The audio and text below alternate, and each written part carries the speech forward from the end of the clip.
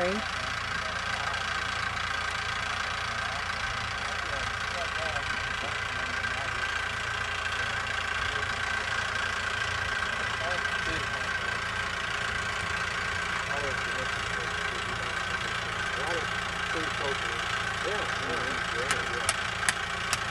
We'll do a lot of stuff at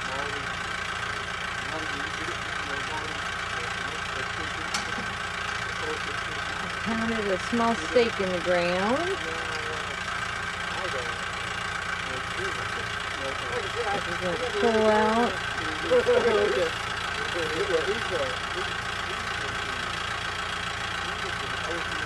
Tie in the plastic to it.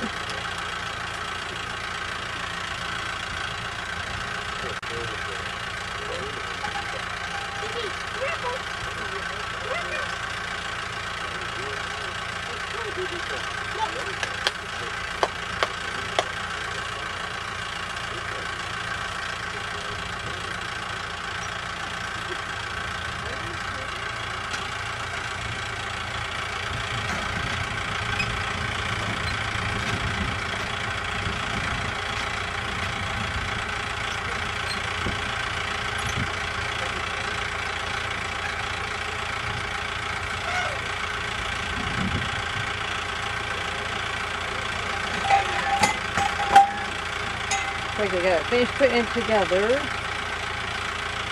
I'll lay down.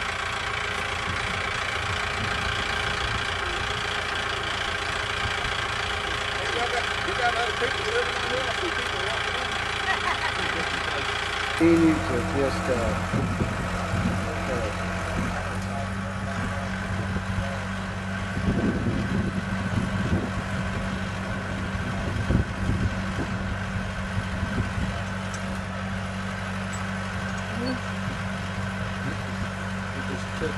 they just took everything out of the soil, and you'll see a lot of places it's trying to recover. You see a lot of weeds and probably some cedars and stuff like that. Right. That way, really good for us. Needs a lot of lime. Well, and it has it. Okay, he's getting the first row in.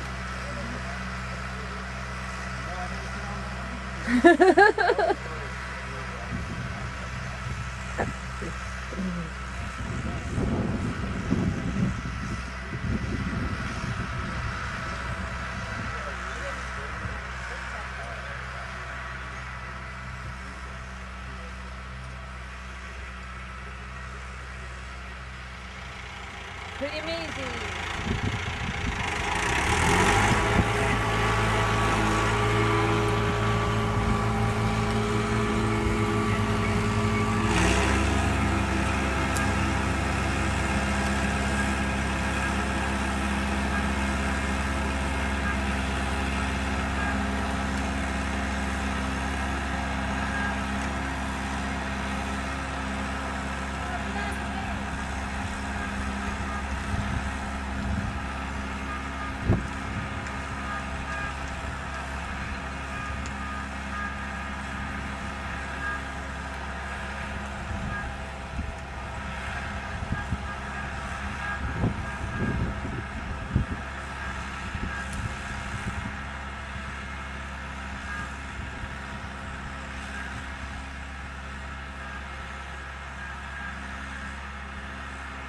Swimming pool pump, you know, for putting in like bromine, and so for our purposes this works just fine. And what's great about this is that you can actually put fertilizer, liquid fertilizer, right down here and turn your dial to get your concentration, and then it comes over, and of course you have your filter that helps filter your water just in case, you know, you have anything in there. And it goes from there into your main feeder line. And what this is just a heavy-duty plastic, which is about 1.5 inches in diameter once we turn the water on. And it go ahead and blows up, and then it goes and it does each line, and I'll explain that. For instance, it comes to your valve, and the valve is pretty simple, and you can take and turn this on and off for your water. And what that does is you can stop every single row that you want to stop and leave one open. For instance, if let's say you need to put calcium in this specific row, or if one row needs more nutrients or fertilizer than another, that's what this valve can do. And it's hooked to your line. And what this is your drip line that runs all the way through. And it drips approximately 1 drip per second that I have noticed going all the way down the line. And you have little injectors that go in there. And what I'll do is I'll show you the inside.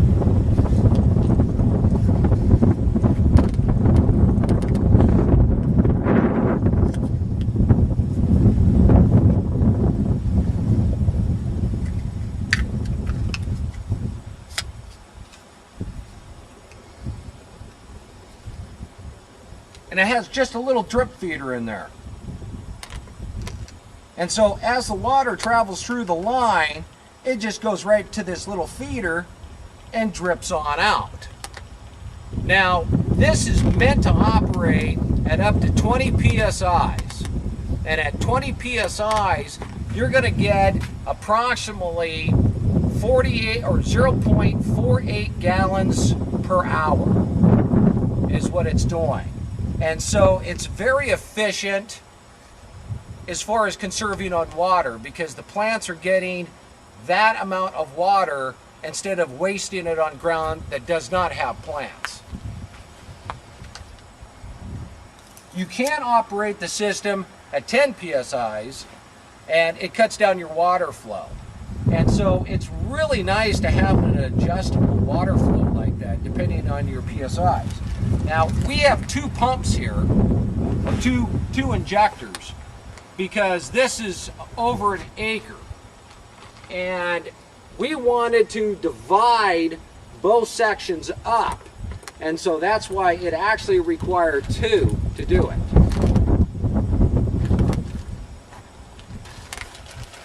What's also great is you have little fittings, for instance, like this. And so if you misjudge on your tape, you slide this in, turn the knob, put your other piece on, now you've spliced your line. So you don't have to worry about coming short when you're doing it, because you can fix the problem. Another thing is when you run your line all the way down, at the very end, you have to be sure to tie it. And you just tie it like this to stop the flow. And you might put 1 or 2 ties in, and that way you don't have a bunch of water pouring out one end. Now, what I'm going to show you is we're going to go down, and I'll show you actually how to put the valve inside your right here. It's very simple. It just has a little tiny nipple, and it's actually hollow just in case you got pressure or water. And what you do is you have to take, and on this hose, and this is the toughest part, I'm telling you, is you have to be able to puncture this right in the seam line. And it's a little hard, so you really got to kind of push and squeeze on this nipple and move it around slightly. Then you have to be able to take the valve and stick that right inside. Now this is the hardest part, and it's best to get it wet. Pull this out, and you really got to push and kind of work it. And you got to squeeze and work it. And there it is. It's in. Now this is real simple. Turn this counterclockwise. Fit your line on. Turn it, and it's now locked into place. Now when you do this, you want to make sure that your drip feeder is facing down. It will work if it's facing up, but then it has to roll over the top, so it's best to have it facing down. And that's how simple it is. Now what we're going to do is show you how to actually plant, and it's very simple on these steps. We'll be right back. It's just a nice razor arrow, and that way you're not down or anything. You can stand here, measure your distance of what you want, and you just poke it right through. Now then you can enlarge the hole any size you want, or if you have to fill it in with. When your plants get to this point and they start scaping, which is producing a flower stalk, they're to be cut off so that more energy goes into the bulbs and you will get a lot better bulbs. You can start the countdown at 3 weeks after all the scapes are cut off. In approximately 3 weeks, you pull some of your garlic and check to see how round and beautiful they are.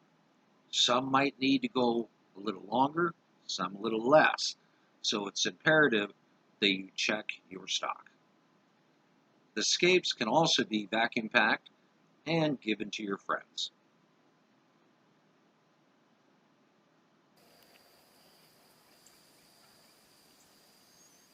At this point, we try to selectively pick. Not all garlic is ready at the exact same time. So we prefer to go around and pick the ones that are mostly yellowed and or starting to split at their base.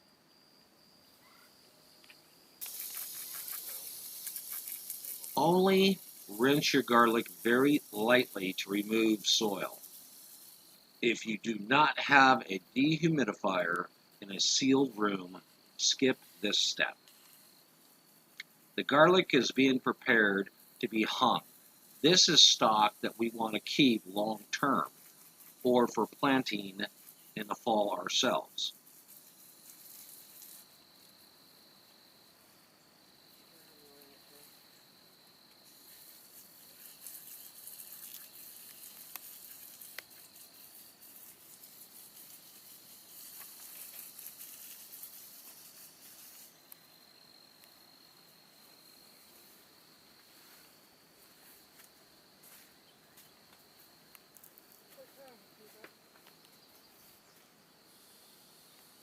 When you're harvesting commercially, it's not too important to hang your garlic.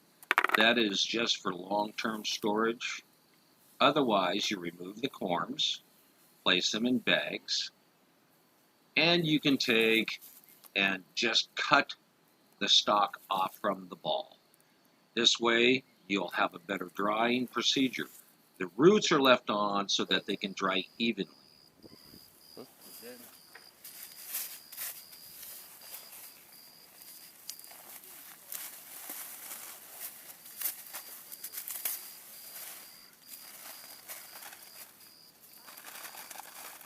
Try to remove as much soil as possible from around the roots. At this time, you will also have corms that will fall off, and you will need to pick those up for later use.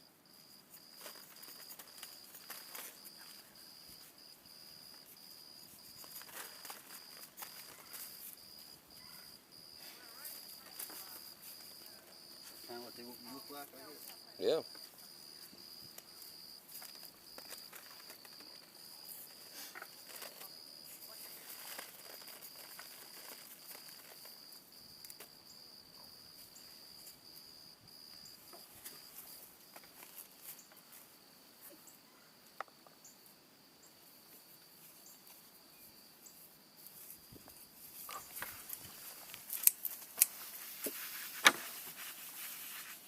any garlic that are balls, as we call them, you can immediately just take your corms off.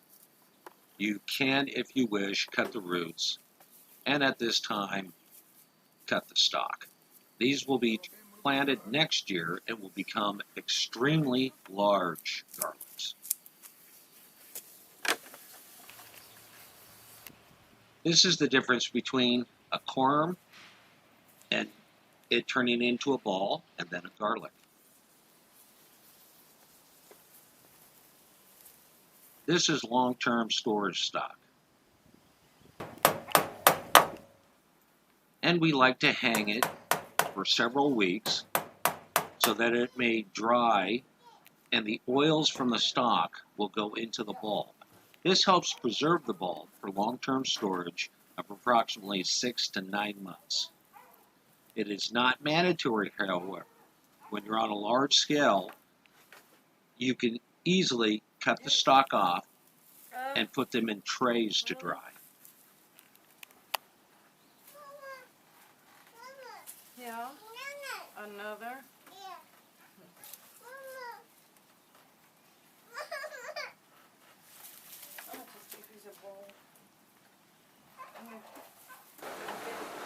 This is just an example of the size of garlic, from normal, big, jumbo, and colossal. Rolls the rise.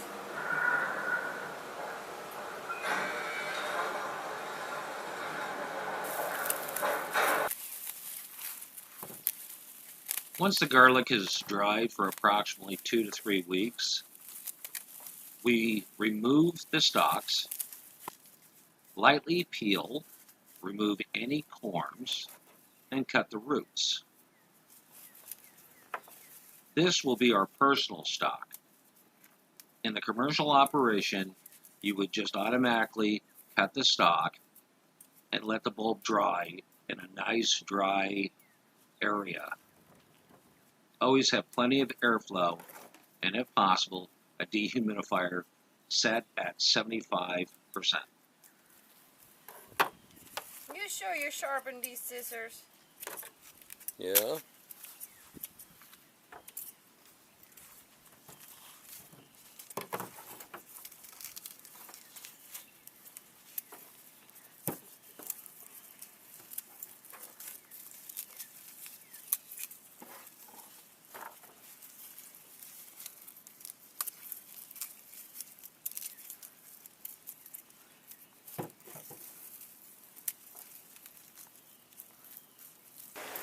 Once you remove the outer layer of paper, the roots, the corms, and the stalk, they can be placed in an area to dry. They will sit in rows and racks and dry for approximately 1 more week or until the outer paper is extremely wrinkled, at which time you would fill a little bit more off to make it pretty.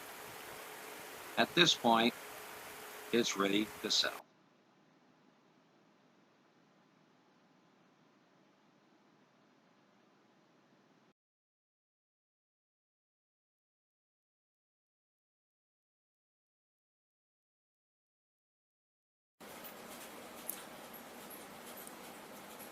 Welcome, folks. This is Milankins Farms in southeast Oklahoma, and this is about garlic corms. And what it is it's the little hard shell on the garlic plant that always attaches to the bottom. And the best way to get these suckers to grow is to take and soak them in water for about 24 hours. Now what we do is we take and put a gallon of water in a bucket, and we'll add 1/4 of a teaspoon of hydrogen peroxide, and that will help oxygenate the water plus kill any of the bacteria that are on them. Then we'll turn around and add a teaspoon of kelp. It's basically kelp juice that you can buy at Walmart or any little store. And then once 24 hours has passed, we'll take and we'll actually nick the bottom and nick the top of this, the pointy top, which is usually pretty sharp, but this one we've nicked. That kind of helps the garlic sprout. It doesn't have to work through the hard shell as much as it would in nature. Then we'll take like a regular bucket and we'll just lightly fill it with dirt and mix in the corms. And it's just moist. It's not soggy. If the soil is too wet, the garlic is going to rot inside the hard shell. And if it's too dry, it's not going to sprout. And so we just have nice, wet, good decayed soil, no fertilizer. And then we'll mix a little bit of peat moss in there. And once we keep it moist, we'll just put a plastic wrap over the top and let this sit for approximately 4 months. And in 4 months, you'll take and start seeing roots coming from it. Now, once the roots start coming, we can actually plant this and it will weather and start growing. It takes approximately 8 months total before it actually starts looking like this. Okay, you got your roots, you got your little grass seed or grass plant. Almost looks like grass. And that's what will pop up out of the ground. But it, like I said, it takes approximately 8 months to do this. We only use the big corms. Okay, anything that's really nice size, kind of like a dime. If it's smaller than that, it probably will not grow. And so we only take the biggest ones off of our garlic to do this. Once that's done, the first year it'll grow into more like a onion bulb, about like this. And on the second year, it will be basically a full-size elephant garlic like this. So we'll go out in our personal garden and I'll show you how they're growing, which I'm going to transplant them, and I'll show you where in our main garden area. One moment, be right back. No matter how much you pull garlic, the combs, and you try to collect every single one, there's always stragglers. And so these have been sitting, this is approximately 8 months that it's taken to get to this point. And roots. And there it is. Growing out the top, growing out the bottom. And they're everywhere. And so every time we have to come back through and collect each and every one of these that we have missed, that we didn't propagate ourselves. And then we move them to the main field. I'll show you that in a second. This is our main corms planting. What we do is we put them in this row. It's just a raised row with a couple drip tubes for water. And as you can see, we put hay for the colder months to protect, and they'll grow up through the hay, and then we'll transplant. As you can see, it goes quite a ways. So the ones that we find in our personal garden and the ones commercially, we transplant.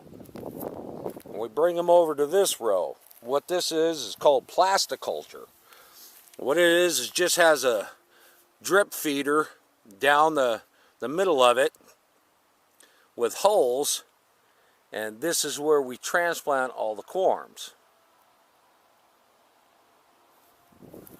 And it's pretty simple.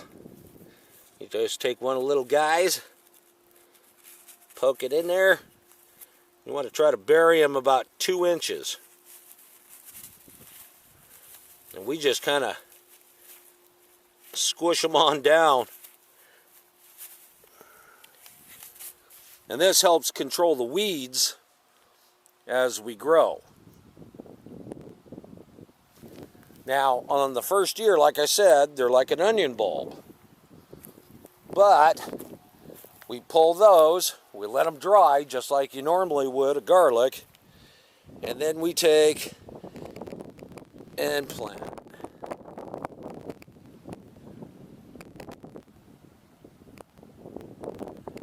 And it comes up to be a nice, huge elephant garlic.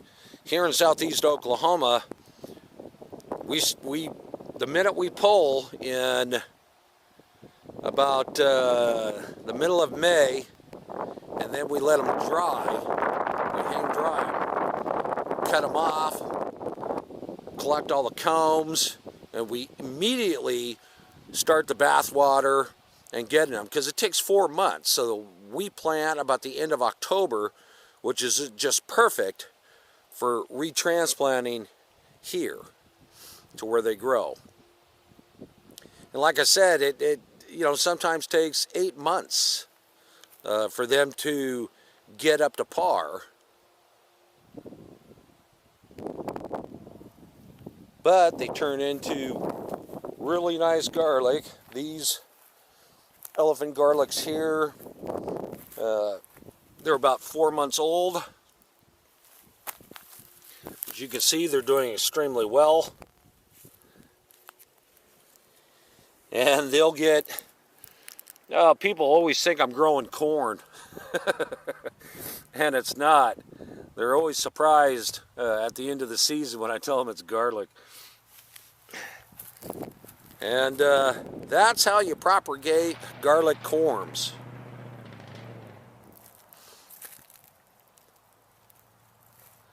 Hope you enjoyed this. Thumbs up, please share. If you're looking for any other information, let me know. I'll make a video. Thanks for joining me. I'm John, and this is Milankins Garlic Farm.